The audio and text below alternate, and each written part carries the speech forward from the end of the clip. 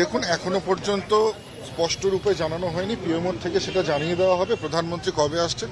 কিন্তু একটা কথা বলবো যে বাংলা প্রধানমন্ত্রীর হৃদয়ে থাকে এবং যে কারণে তিনি বাংলায় বারবার ছুটে আসেন, সেটা কখনো দক্ষিণবঙ্গ হোক, কখনো উত্তরবঙ্গ হোক, কখনো রাঢ়বঙ্গ হোক, পশ্চিমবঙ্গের বিভিন্ন জায়গায় ভারতবর্ষের প্রধানমন্ত্রী নরেন্দ্র মোদী যতবার এসছেন, ভারতবর্ষে এর আগে কোনো প্রধানমন্ত্রী এতবার পদার্পণ করেননি। এর থেকেই বোঝা যায় যে বাংলার প্রতি প্রেম এবং বাংলার প্রতি কতটা ওনার মনে জায়গা রয়েছে, কতটা স্থান রয়েছে, সেটা কিন্তু সুনিশ্চিত করে।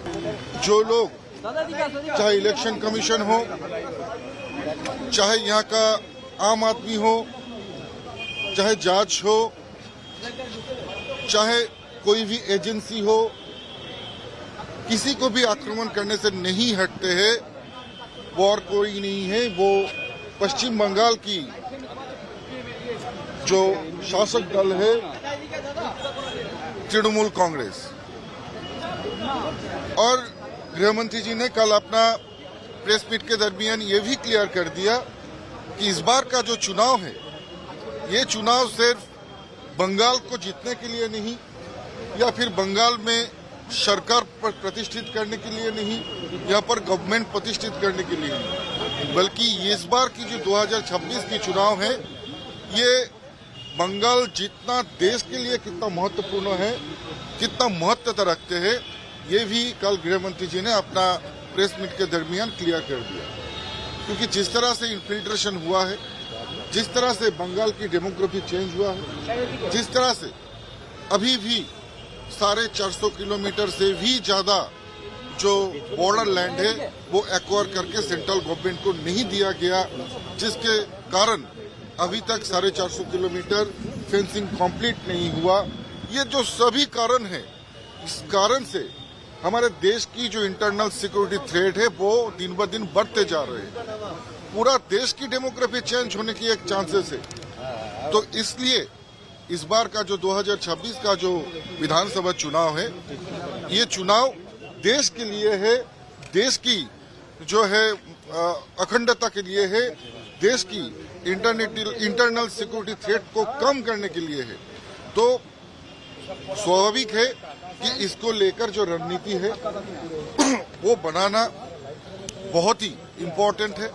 और गृहमंत्री आप लोगों को पता है, जिनको राजनीति की चाणक्य कहा जाता है, और गृहमंत्री अमित शाह जी जब जब बंगाल की धरती पर पधारे हैं, जब जब यहाँ पर आए हैं, तब तब बंगाल की लोगों की जो मन की जोर है, दृढ़ता है, वो बढ़ा है, वो वृद्धि पाया है।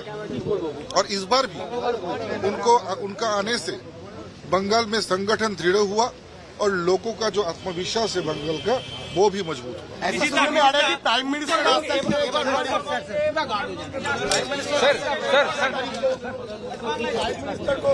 आप लोगों की तरफ से कोई निर्देशन भेजा गया है? बन रहा है প্রধানমন্ত্রী আসছেন আমার রাজ্যে, কোথায় আসছেন, কবে আসছেন? দেখুন এখনো পর্যন্ত স্পষ্ট রূপে জানানো হয়নি, পিএমওর থেকে সেটা জানিয়ে দেওয়া হবে প্রধানমন্ত্রী কবে আসছেন। কিন্তু একটা কথা বলবো যে বাংলা প্রধানমন্ত্রীর হৃদয়ে থাকে এবং যে কারণে তিনি বাংলায় বারবার ছুটে আসেন, সেটা কখনো দক্ষিণবঙ্গ হোক, কখনো উত্তরবঙ্গ হোক, কখনো রাঢ়বঙ্গ হোক, পশ্চিমবঙ্গের বিভিন্ন জায়গায় ভারতবর্ষের প্রধানমন্ত্রী নরেন্দ্র মোদী যতবার এসছেন, ভারতবর্ষে এর আগে কোনো প্রধানমন্ত্রী এতবার পদার্পণ করেননি।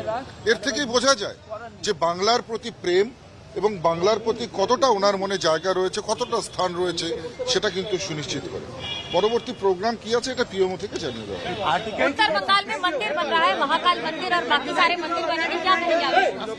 बात तो यह है कि ममता बनर्जी जो है दोगला राजनीति करते हैं।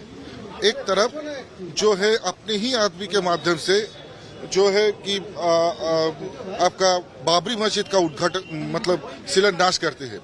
एक तरफ जब देखते हैं कि हिंदू बंगाल में एकत्रित हो रहा है, सनातनी भाइयों सब जागरूक हो रहा है, तब उस डर से ममता बनर्जी का जो दोगला राजनीति है उसका जो है हम लोग देख सकते हैं कि किस तरह से तभी तुरंत मंदिर निर्माण की जो है वो चिंता लेते हैं। ये सब एक राजनीतिक प्रोपागेंडा है।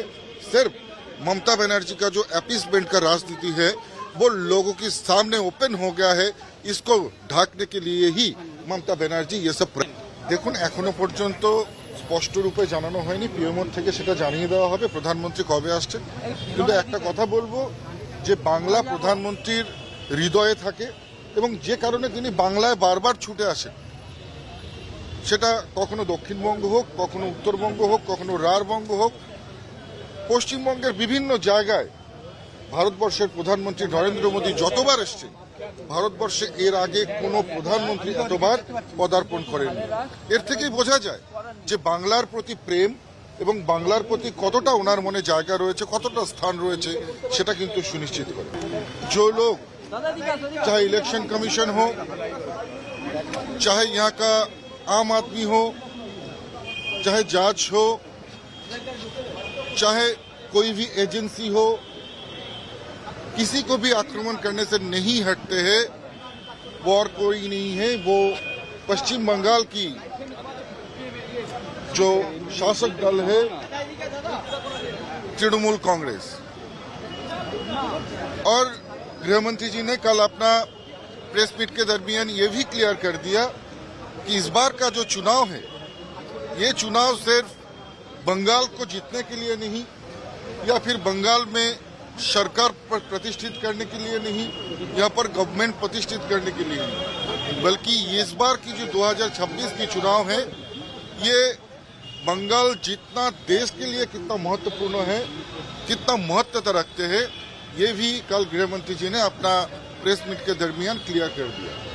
क्योंकि जिस तरह से इन्फिल्ट्रेशन हुआ है, जिस तरह से बंगाल की डेमोग्राफी चेंज हुआ है, जिस तरह से अभी भी 450 किलोमीटर से भी ज्यादा जो बॉर्डर लैंड है वो एक्वायर करके सेंट्रल गवर्नमेंट को नहीं दिया गया, जिसके कारण अभी तक 450 किलोमीटर फेंसिंग कंप्लीट नहीं हुआ।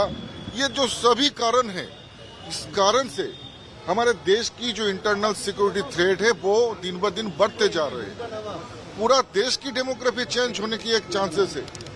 तो इसलिए इस बार का जो 2026 का जो विधानसभा चुनाव है, ये चुनाव देश के लिए है, देश की जो है अखंडता के लिए है, देश की इंटरनल सिक्योरिटी थ्रेट को कम करने के लिए है। तो स्वाभाविक है कि इसको लेकर जो रणनीति है वो बनाना बहुत ही इम्पोर्टेंट है। और गृहमंत्री आप लोगों को पता है, जिनको राजनीति की चाणक्य कहा जाता है, और गृहमंत्री अमित शाह जी जब जब बंगाल की धरती पर पधारे हैं, जब जब यहाँ पर आए हैं, तब तब बंगाल की लोगों की जो मन की जोर है, दृढ़ता है, वो बढ़ा है, वो वृद्धि पाया है।